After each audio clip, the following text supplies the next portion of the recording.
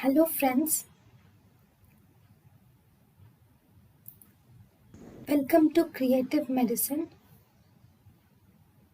In this lecture, we will learn about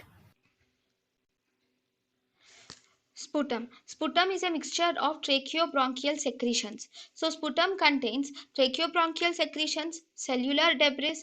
It also contains microorganisms and saliva.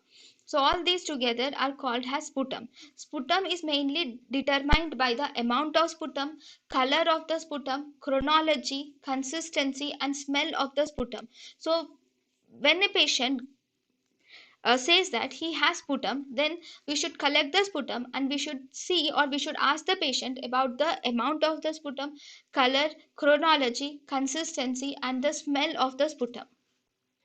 Then saliva contains squamous cells. So the differences between saliva and the sputum. Saliva is obtained from the mouth. It is produced by the salivary glands which are present in the mouth. That is parotid glands and submandibular glands. So parotid glands and submandibular glands will produce the squamous cells and will produce the sputum. So sputum mainly contains the cells of the mouth.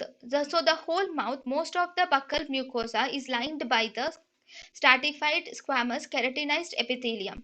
So saliva contains the squamous cells, whereas in the sputum is produced by the tracheobronchial secretions. So because of that, the sputum will contain the epithelial cells which are derived from trachea and bronchus.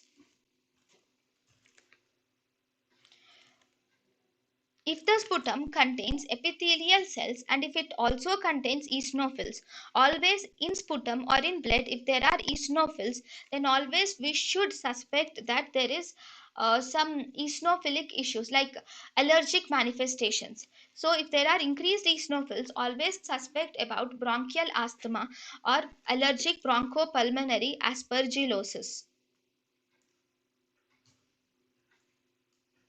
Amount of